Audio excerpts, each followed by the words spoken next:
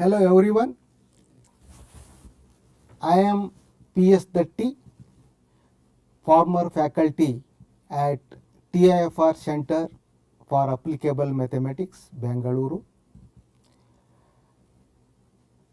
Professor Nankumaran of Department of Mathematics, Indian Institute of Science, and myself are giving this first course on partial differential equations. Professor Nankumaran has already explained in great detail about our plan in this course, in this video course. Essentially, we will be covering many chapters of our recently published book on partial differential equation that Professor Nankumaran has already shown you. Apart from that, normally when we have given such a course in the classroom, we have not bothered to say anything about the prerequisites, essentially multivariable calculus and some analysis. But in this video course, since students might come from very different backgrounds, we have tried to list a number of topics from multivariable calculus and in some other things that are required in the study of partial differential equations. So, I urge you to again go back to your multivariable calculus course and try to refresh your memory so that they are not only useful in this video course, but in your future study on partial differential equations. So, partial differential equations, they require lots of tools from other branches of mathematics, especially analysis, differential geometry, and the demand is so much, even new topics like distributions and other things are created for the purpose of analysis of partial differential equations.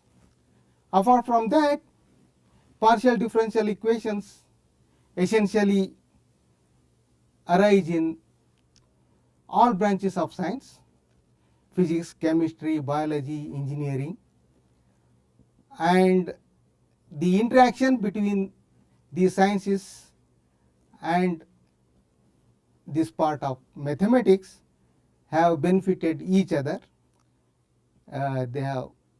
This interaction has enriched both mathematics and also the other sciences.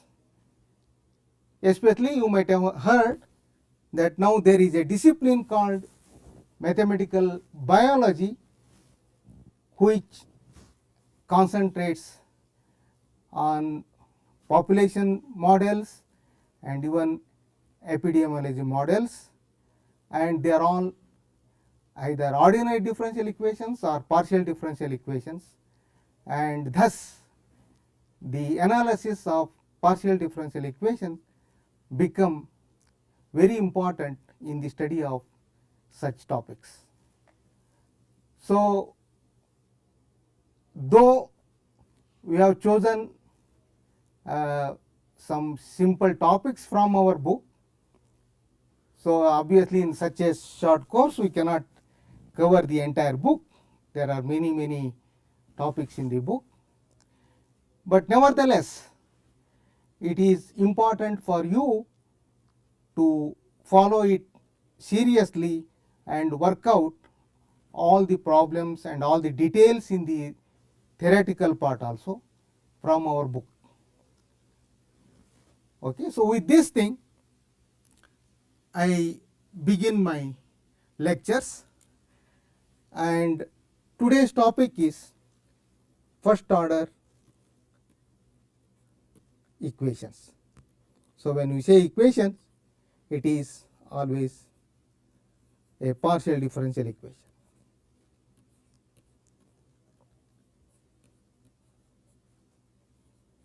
So you have already heard Professor Nankumaran speaking about this first order equation in great detail, confining to two variable case.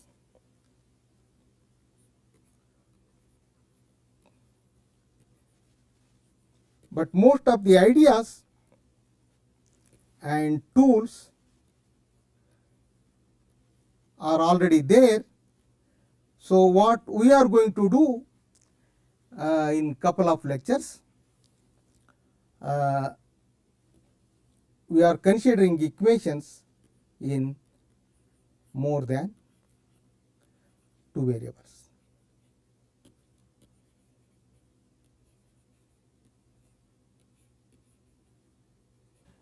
So it's essentially the same as the two variable case, except for some more equations and more algebra, more computation. Okay, so it's only that kind of work. I want to stress here one point. The first order, the study of first order PD, this is important, and this also brings in a subtle difference between PD and ODE.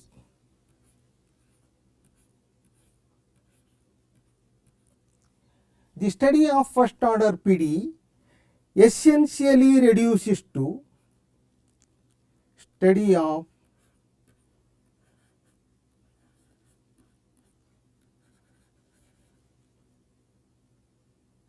system of first order ODE.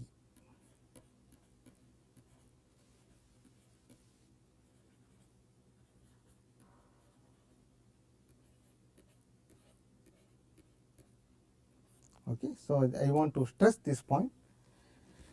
And this part, the study of first order ODE, is quite well established. So we have, for example, existence, uniqueness, results.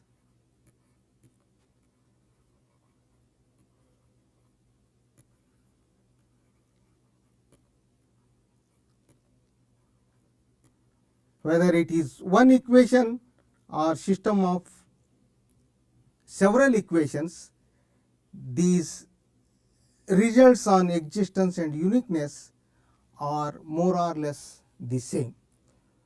Okay, so that's, but here we are considering first order equations only. Okay, and we do not have the luxury of extending it to first order system.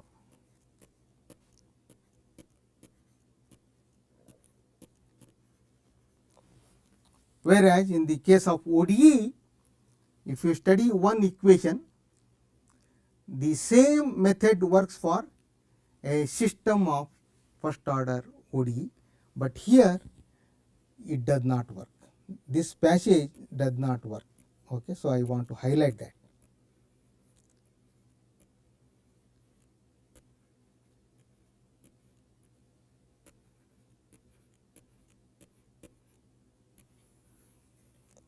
Okay, so the first order study of first order system of PD is very complicated, and still there are many things to be known. Okay, for example, here, so any higher order equation can be converted to a first order, a system of first order ODE. So hence, once we know the existence result for a first order system, So we know at least existence uniqueness for ordinary differential equations of arbitrary order. So for example, here we cannot even just go from first order PDE to second order PDE.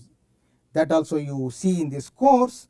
So the methods for example second order PDE are so different from the one we study for first order PDE.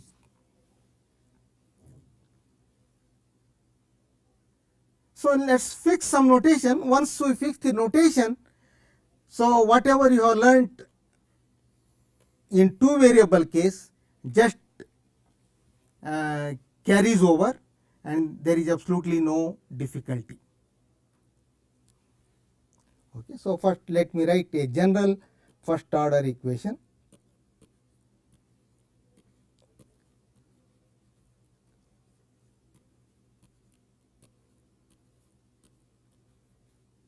In n variables. Okay, so just in n variables.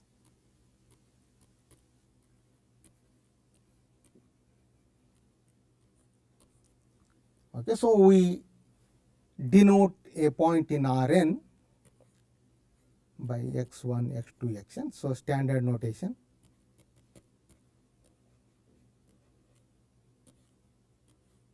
Rn, okay, and we use for the unknown function u. So this is a single equation. Okay, let me just stress that single equation. Interchangeably, we also use z. Okay, so this is a function of x. So in some textbooks they also use z. Okay, then for the derivative, so now since u is a function of x, u has n first order derivatives. So let's call that as p1, p2, pn. So in case of two variables, we denote the variables were denoted by xy, and instead of writing it as a vector, we used p and q. P for the x derivative and q for the y derivative. But here, since we are dealing, so n is at least 2 because it's a PDE. So this Pj is del u by del xj. So with these notations, so a first order general first order equation is of the form f. So it depends on x, u and p equal to 0. In some domain, open set, open connected set, just open set, okay, for the description is not essential, but it's at least an open set, so that the derivatives and other things make sense.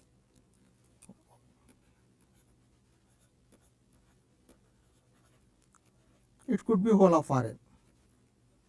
Okay.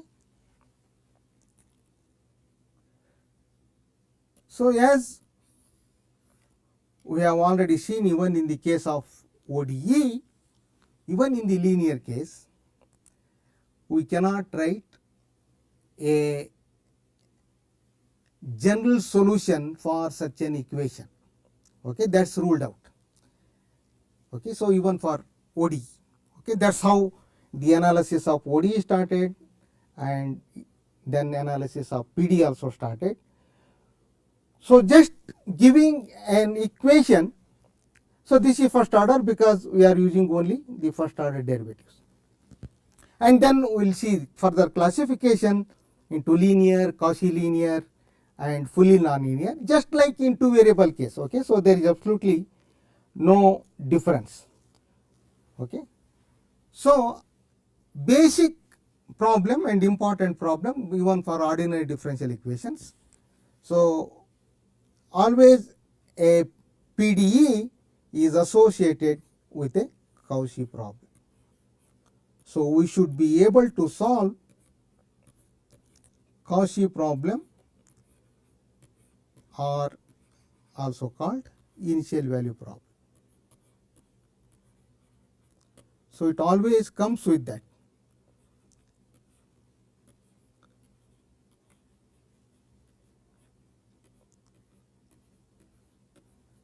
So we should be able to find always a method to solve such a Cauchy problem. Okay. So for that thing, we need to prescribe an initial value on the solution. So this u need to satisfy certain given initial condition.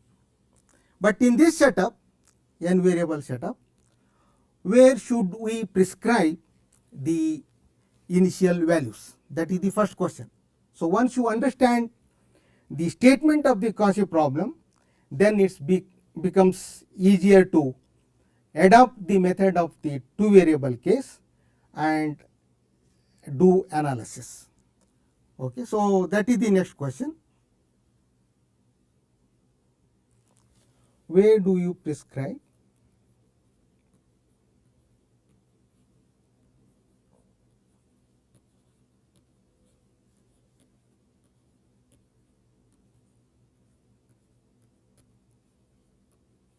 the initial condition?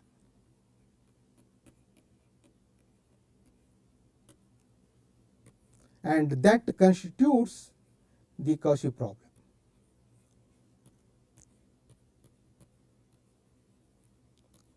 So again, let's go back to the two variable case. So omega is in R2 now, an open set, and there we described the initial condition on a smooth curve S. So omega now in R2 and S, a smooth curve in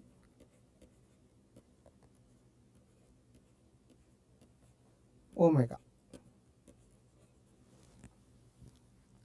Okay. And the requirement on the curve was it should be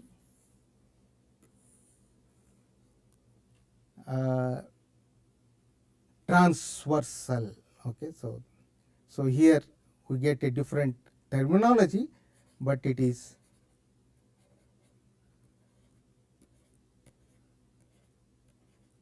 it's a transverse.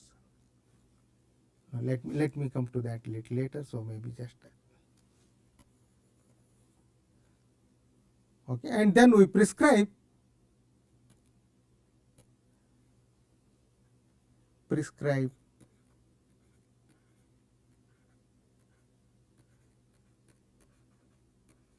data, initial data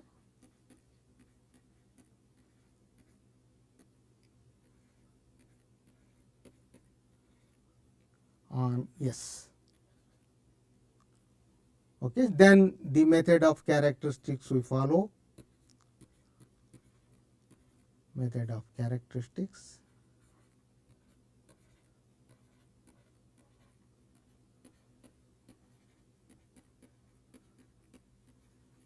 etc. in order to analyze the solution and also prove the existence and in some cases uniqueness also of the initial value problem. So here just you count the dimension. Omega is in R2 and S is a smooth curve, so it's one dimensional less. So this is just like a line. So this is two dimensional and this is one dimensional.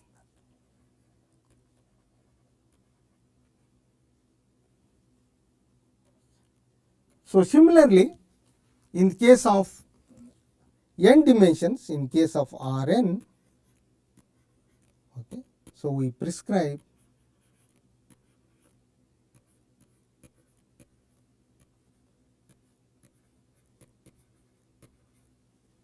data on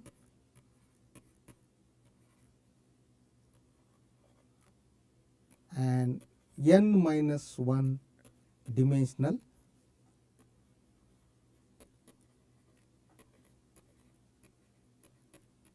surface.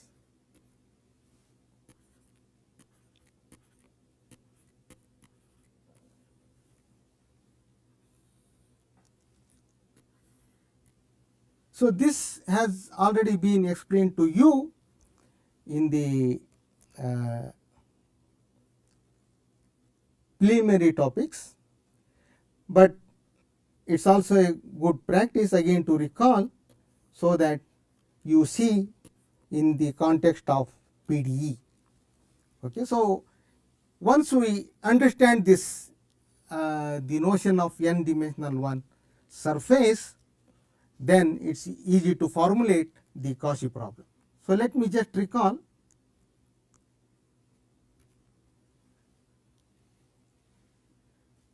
So a very convenient way of describing the surface, parametric representation. So this actually is part of classical differential geometry. Presentation.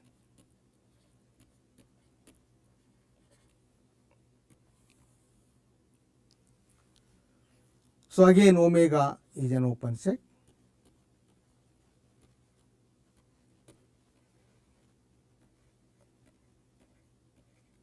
And V in Rn minus 1.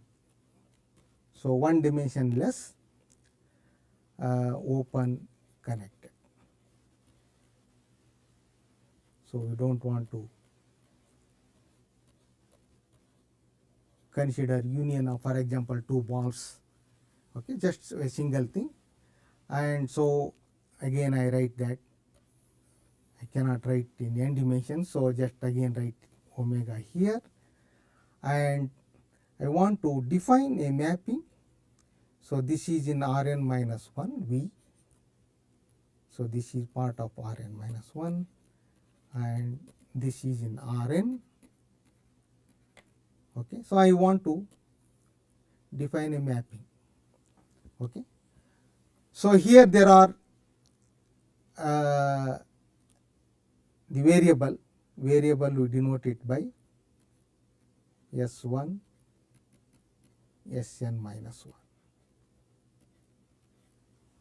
Okay, and since we want to go from Rn minus 1 to Rn, so we need n functions. Okay, so Hi are from V to R. So we need at least C1. They are all C1 functions. Okay. So I want to say that the image of this so you collect all these points. The image. So this set yes, let me. Okay, so this is just set of all Hs. So again, let me call it. So this is H1s, Hns, n components. So this is in Rn as S varies in V. Okay, so this sits in omega. Okay, so this is a subset. So I take the image of all these functions. That's what I am doing here. Just image of this set V. Okay, that sits in omega. So you want to say that this S is n minus 1 dimensional object.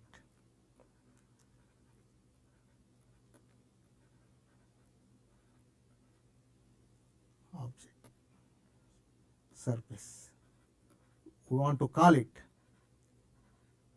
Okay.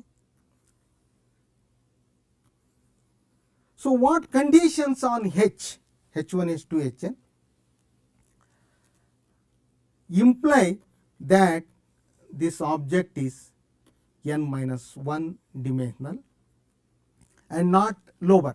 It cannot be more because it's only in Rn minus 1. Okay, so you cannot expect it to be n dimensional. So it can be lower than n minus 1. So but what qualifies it to be called an n minus 1 dimensional surface? Okay, let me just explain that.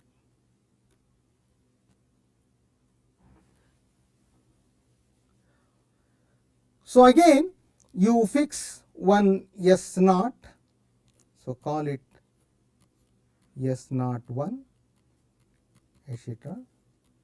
S0 n minus 1 in V you fix it. And now you just fix all the components except the first one, So you consider a mapping from J to J S02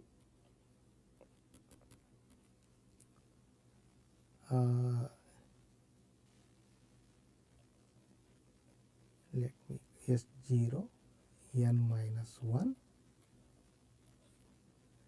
and the requirement is that as J varies, so this point should vary in V so that I can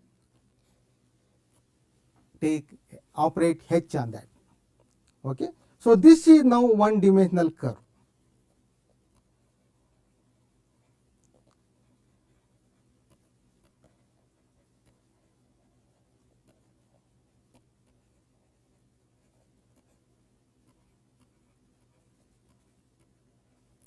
Okay, so you have again omega.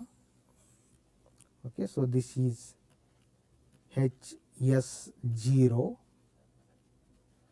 Okay, and now I am just passing a curve. So this is the curve. Okay, and again from calculus we learn that the tangent vector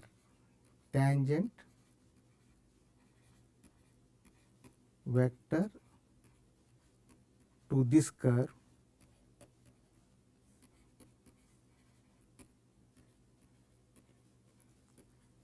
is given by del H1 by del S1 at S0, of course. Let me not repeat it. S1. Okay, so sometimes I write it as column vector, sometimes row vector. So, but it's so a vector in Rn now because there are n components. Okay, but the partial derivatives only with respect to S1 because we are varying only the first coordinate. And now you repeat it for all the other variables.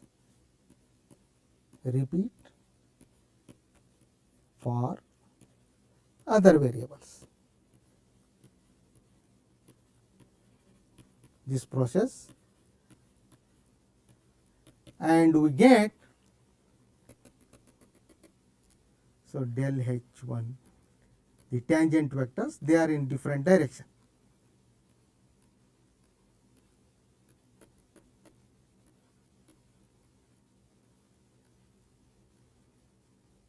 Sn minus 1, there are only Sn minus 1.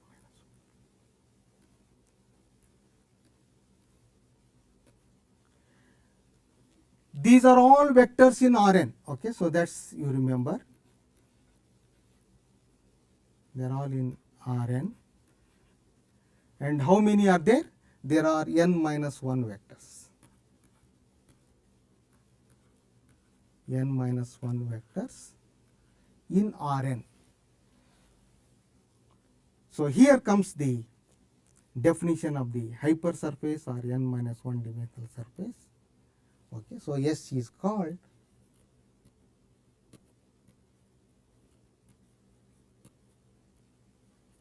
a hypersurface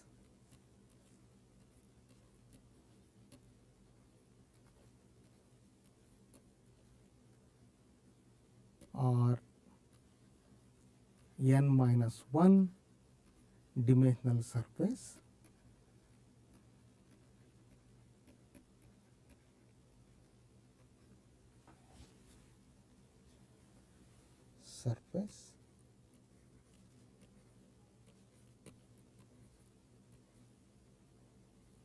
if the above n minus 1 vectors are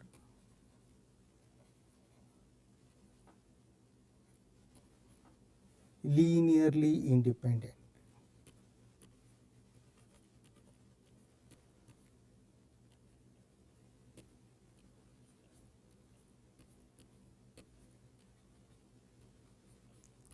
So that is the requirement on the function. So that obviously such requirement depends on the functions h1, h2, hn.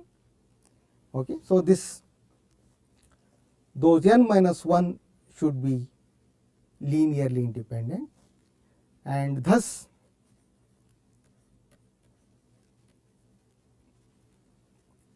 these vectors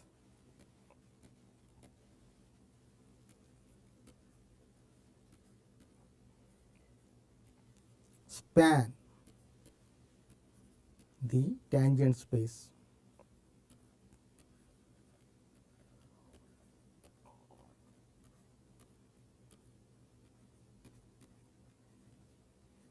to S at HS0. Sometimes we just write S0, actually it's image of, so tangent space to S. So let me just show you that.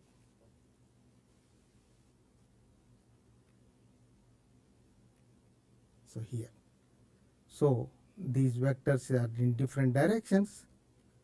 Okay, they form the tangent space. So it's very difficult to draw the figure, but you can just in 2 dimensions and 3 dimensions we can try that. Okay, so these n minus 1 vectors should be linearly independent in order that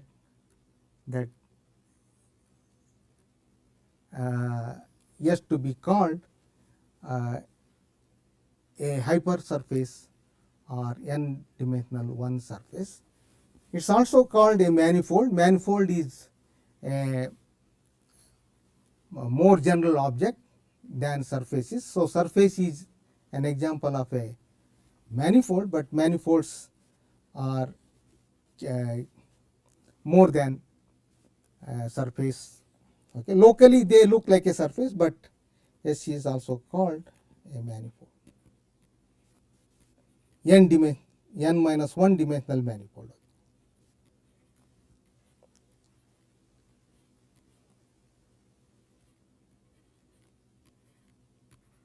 But manifold is a more general geometric object.